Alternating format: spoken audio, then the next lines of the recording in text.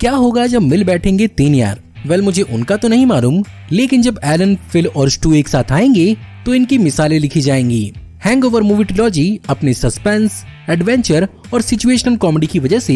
एक बहुत ही awesome experience है, जिसने दुनिया भर में अपनी एक कल्ट फॉलोइंग बनाई हुई है। एंड ऑब्वियसली इसका हिस्सा हमारे सब्सक्राइबर्स तो हैं ही, जिन्होंने कमेंट में हमें कई बार इस टॉपिक को सजेस्ट किया था, जिसके लिए आप सबका बहुत बहुत शुक्रिया। तो चलिए इसी नोट पर जानते हैं 15 अमेजिंग, माइंड ब्लोइंग और awesome the hangover movie trilogy facts, वो भी भारी भरकम स्पॉयलर्स के साथ, क्योंकि आज की वीडियो में आपको पता चलने वाला है कि हैंगओवर की कहानी किस रियल इंसिडेंट पर आधारित थी, कौन कौन से एक्टर थे जिन्हें ओरिजिनली हैंगओवर की कास्ट के रूप में चुना जा रहा था, हैंगओवर पार्ट 2 में हमें क्यों नहीं दिख पाया एक बहुत बड़ा मेजर कैमियो, जानेंगे क्यों नहीं बन पाई हैंगओवर पार्ट 4 और फाइनली जानेंगे इसके फाइनेंशियल और क्रिटिकल परफॉर्मेंस के बारे में। ये और बहुत कुछ आपका इस वीडियो में इंतजार कर रहे हैं, तो देर किस बात की। हे गाइस, मेरा नाम है पंकज सागर और आपका स्वागत है गेमों को हिंदी के एक और फ्रेश वीडियो में। Now without wasting any more time, let's get started. अब हो सकता है कि आपको ऐसा लग रहा होगा कि इतनी बेहतरीन सिचुएशनल कॉमेडी किसी न किसी बेहतरीन नॉवेल या कॉमिक बुक से इंस्पायर्ड होगी, पर सच तो ये है कि ये उससे भी खतरनाक रियल लाइफ इवेंट्स पर इंस्पायर्ड थी, जहां पर इस कहानी का इंस्पिरेशन लिया गया है अमेरिकन प्रोड्यूसर ट्रिप विंसन की एक बैचलर पार्टी इंसिडेंट से, जहां पर वो अपनी ही पार्टी से गायब हो गए थे और उनकी आंख बेसिकली लॉस वेगस के एक स्ट्रिप क्लब में खुली थी, जहां पर उन्हें एक लंबा चौड़ा बिल थमाया गया था, जहां पर ट्रिप विंसन को कोई भी आइडिया नहीं था कि उन्होंने क्लब में किया क्या क्या था। इसी इंसिडेंट पर जॉन लूकस और स्कॉट मूर ने एक मूवी स्क्रिप्ट बना डाली, जिसे उन्होंने वार्नर ब्रोस को $2 मिलियन में बेचा। बाद में इसे जेरेमी गेरलिक और इस मूवी के डायरेक्टर टॉड फिलिप्स, वही टॉड फिलिप्स जिन्होंने जोकर बनाई थी, उन्होंने इसमें कई सारे नए एलिमेंट्स ऐड किए। इसमें माइक टाइसन और उनका टाइगर, बेबी और पुलिस कार के साथ धमाचौकड़ी थी। इस मूवी सीरीज के आइकॉनिक वुल्फ पैक और उनकी केमिस्ट्री तो आप सबको याद होगी, लेकिन अगर यहाँ पर पुरानी कास्टिंग के डिसीजन में से कोई एक हुआ होता तो आपको एलन और उसकी वुल्फ पैक बहुत अलग ढंग की दिखती, जहाँ पर पहले एलन के रोल के लिए जैक ब्लैक, जोना हिल, यहाँ तक कि जेक जिलेनहॉल और थॉमस हेडन चर्च को भी इस रोल के लिए कंसीडर किया जा रहा था। लेकिन इस मूवी की डेवलपमेंट के दौरान इस कैरेक्टर में भी कई सारे बदलाव किए गए और इवेंचुअली इस रोल को जैकरी नाइट एके जैक गैलिफिनाकिस ने प्ले किया। दूसरी ओर अगर बात करें फिल की, तो यहाँ पर भी इस रोल के लिए कई सारे एक्टर्स को कंसीडर किया जा रहा था, जिनमें मार्वल सिनेमैटिक यूनिवर्स के अंदर एंटमैन का रोल निभाने वाले पॉल रड भी शामिल हैं, लेकिन फाइनली इसका रोल प्ले किया ब्रैडली कूपर ने। वहीं पर अगर बात करें अपनी चोक यानी स्टू की, तो यहाँ पर विल फेरल और सेथ रोगन को भी कंसीडर किया जा रहा था, लेकिन इस रोल को इवेंचुअली द ऑफिस सीरीज के अंदर एंडी बर्नार्ड का रोल प्ले करने वाले एड हेल्म्स ने प्ले किया। वेल आपको यहाँ पर हैंगओवर मूवी का वो सीन तो याद ही होगा, जहाँ पर स्टू जब अपने चेहरे को आईने में दिखता है तो अपना एक दांत मिसिंग पाता है। वेल यहाँ पर ये बात सच है कि एड होम्स का दांत सचमुच निकाला गया था, लेकिन यहाँ पर असली कहानी तो कुछ और ही है, जहाँ पर इन रियलिटी स्टू का रोल निभाने वाले एड हेल्म्स के इंसाइजर दांत बचपन से कभी ग्रो ही नहीं हुए थे, जिसके कारण उन्होंने नकली दांत लगवाए थे और थ्रू आउट इस मूवी के लिए उन्होंने अपने नकली दांत को निकलवाया था और मूवी के खत्म होने के बाद उन्होंने इसे दोबारा लगवाया। इस सीरीज की पहली मूवी को अमेरिका के लॉस वेगस के नेवाडा में शूट किया गया था, जहां पर टोटल 15 दिनों में इस मूवी की पूरी फिल्मिंग खत्म की गई थी, जहां पर दिन के 14 घंटे फिल्मिंग की जाती थी। बात करें उस होटल स्वीट की जहां पर स्टू और उसके दोस्त रुके थे, तो वो बेसिकली सीजर्स पैलेस के फोम टावर के द रेन मैन स्वीट पर मॉडल किया गया है, जो फोरम टावर के 68th और 69th फ्लोर पर मौजूद है। इस मूवी से पहले तीनों के तीनों मेन लीड एक्टर्स एक दूसरे को सिर्फ और सिर्फ जानते ही भर थे, लेकिन इस मूवी में एक साथ काम करने के दौरान उनकी दोस्ती गहरी हो गई। पहली मूवी के अंदर वो बैड एस कार्लोस तो आपको याद ही होगा, जिसके साथ एलन की एक स्पेशल बॉन्डिंग हो जाती है। खैर जैसा कि मूवीज के अंदर बच्चों के साथ काम करना मुश्किल होता है, यहाँ पर ये चीज थोड़ा ज्यादा ही मुश्किल था, और जैसा कि यूजुअली मूवीज के अंदर जुड़वा बच्चों का इस्तेमाल किया जाता है, यहाँ पर 3 सेट्स ऑफ जुड़वा बच्चों का इस्तेमाल किया गया है, लेकिन यहाँ पर सबसे ज्यादा इस्तेमाल किया गया था ग्रैंट होर्नक्विस्ट और उसकी जुड़वा बहन एवरी होर्नक्विस्ट का, और ग्रैंट अपने रोल टाइलर / लूकस का रोल प्ले करने के लिए थर्ड मूवी में फिर से अपीयर हुआ।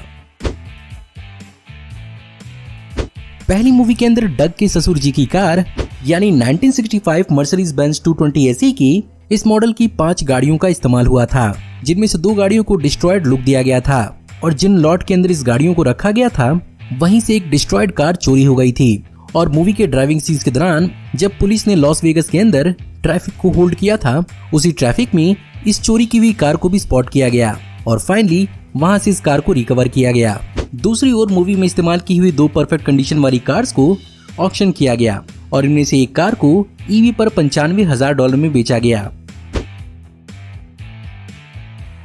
इस मूवी के अंदर हमें farmer American professional boxer Mike Tyson भी दिखे, लेकिन हो सकता है कि आप में से बहुत कम लोग ये बात जानते होंगे कि वो इस मूवी के दौरान सीरियस ड्रग एडिक्शन से जूझ रहे थे और इस मूवी से मिलने वाले पैसों को वो और ड्रग्स खरीदने के लिए यूज करना चाहते थे। लेकिन जब उन्होंने इस मूवी में काम किया तब उन्हें अपनी जिंदगी के बारे में सोचने का और अच्छे से मौका मिला और उन्हें रियलाइज हुआ कि लाइफ में और भी बहुत कुछ है करने को। वैसे अगर बात करें उनके टाइगर्स की तो मूवी में तो सिर्फ एक ही टाइगर को दिखाया गया है, लेकिन इन रियल लाइफ उनके पास 7 टाइगर्स हैं।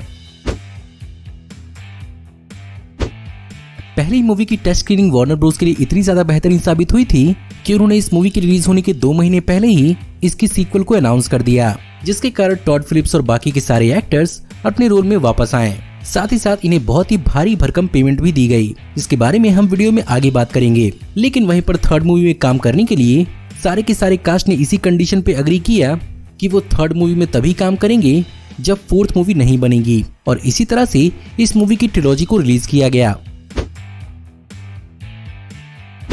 हैंगओवर 2 के अंदर आपको स्टू का वो माइक टायसन वाला टैटू तो याद ही होगा। वेल, स्टू को जिसने वो टैटू दिया था उसके रूप में हमें एक बहुत बड़ा कैमियो दिखने वाला था, जहां पर पहले तो ये डिसाइड किया गया था कि इस टैटू आर्टिस्ट का रोल मेल गिब्सन प्ले करेंगे, लेकिन फिल्म के कास्ट और क्रू ने इस चीज के लिए मना कर दिया। आगे जाकर इस चीज के लिए लियम नेसन को चुना गया, लेकिन लियम नेसन इस मूवी की शूटिंग के दौरान वार्थ ऑफ द टाइटन्स मूवी पर काम कर रहे थे, इसीलिए इस सीन को रीशूट किया गया और यहाँ पर निक कासावेटिस ने इस रोल को प्ले किया। हैंगओवर पार्ट 2 के अंदर जैक गैलिफिनाकिस के कैरेक्टर एलन को पूरी तरह से छिला हुआ अंडा दिखाया जाना था, जहां पर ओरिजिनल स्क्रिप्ट के हिसाब से उसके सर के साथ साथ उसकी दाढ़ी को भी उसे मुंडवाना था, लेकिन जैक को ये चीज पसंद नहीं आई और उन्होंने अपनी आइकॉनिक दाढ़ी को मुंडवाने से मना कर दिया, लेकिन सर के बालों के साथ वो पूरी तरह से कंफर्टेबल थे। एंड आई हैव टू से कि मुझे एलन का ये रूप और भी ज्यादा फनी लगा।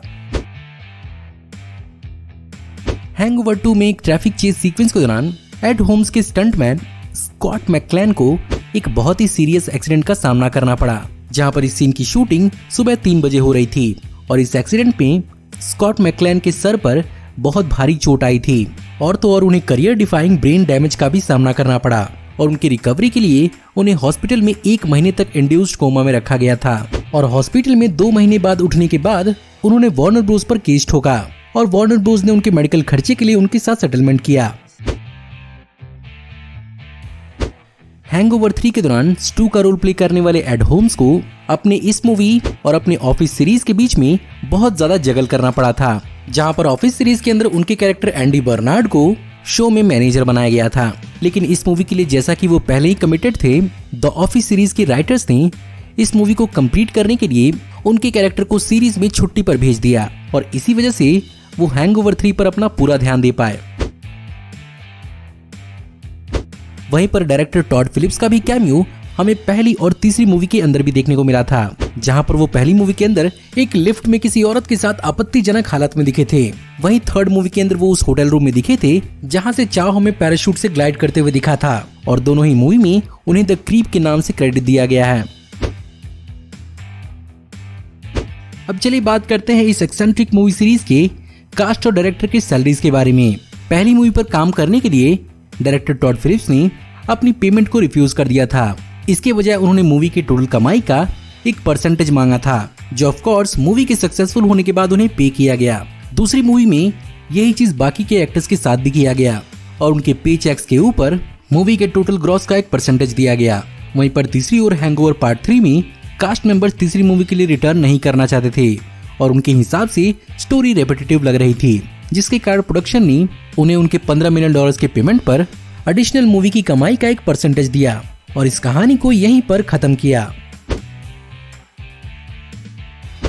अब चलिए बात करते हैं इस मूवी सीरीज के फाइनेंशियल और क्रिटिकल परफॉर्मेंस के बारे में, जहां पर अगर सबसे पहले बात करें फाइनेंशियल परफॉर्मेंस की तो यहाँ पर इस ट्रिलॉजी ने टोटल $218 मिलियन के बजट पर 1.4 बिलियन वर्ल्ड वाइड कमाया था, जिसमें इसकी सबसे पहली मूवी हैंगओवर पार्ट 1 बहुत ज्यादा सक्सेसफुल साबित हुई थी और इसने $35 मिलियन पर 467 मिलियन वर्ल्ड वाइड कमाए थे। वहीं पर अगर बात करें क्रिटिकल परफॉर्मेंस की, तो पहली मूवी को golden globe award for best motion picture, musical और कॉमेडी का अवार्ड दिया गया था। साथ ही साथ इसे अमेरिकन फिल्म इंस्टीट्यूट ने 2010 में top 10 movies of the year list में भी जगह दी। साथ ही साथ इसे बेस्ट एंसेम्बल का award Detroit film critic society से मिला। दूसरी ओर हैंगओवर 2 में इसे टीन्स चॉइस अवार्ड में चॉइस हिसी फिट्स का अवार्ड एड हेल्म्स को दिया गया। और अगर आप जानना ही चाहते हैं कि इसकी चौथी मूवी आने वाली है या नहीं, तो उसका जवाब है नहीं। और मेरे हिसाब से अगर फोर्थ मूवी बनेगी भी तो ये पॉसिबली एक रीबूट ही होगी, जो किसी और स्टार कास्ट की कॉम्बिनेशन या कहानी के साथ हो सकती है, जिसके बारे में वार्नर ब्रोस ने भी कुछ कंफर्म नहीं किया है। देखते हैं आगे होता क्या है।